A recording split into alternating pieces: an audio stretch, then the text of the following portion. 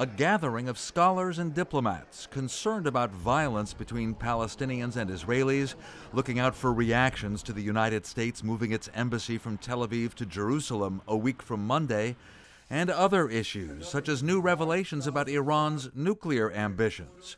At an annual conference of the Washington Institute for Near East Policy, David Makovsky.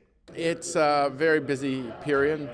I think most people's eyes are in Washington on does President Trump extend the nuclear deal with Iran on May 12th, because that could have an impact on a lot of arenas on how Iran deals with its role in the region.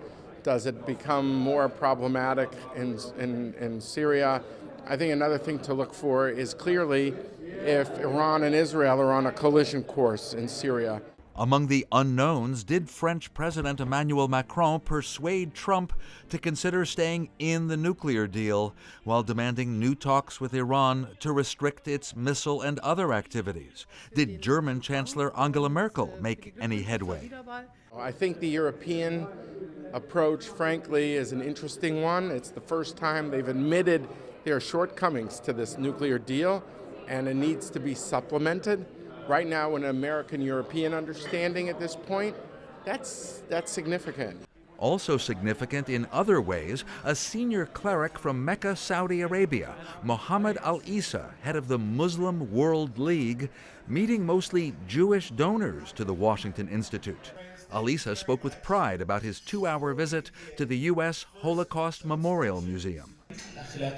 People, when they lose their morality, can become beasts, human beasts. He rejected any attempt to blame the 6 million Jews who were murdered during World War II for the crimes of the Nazis.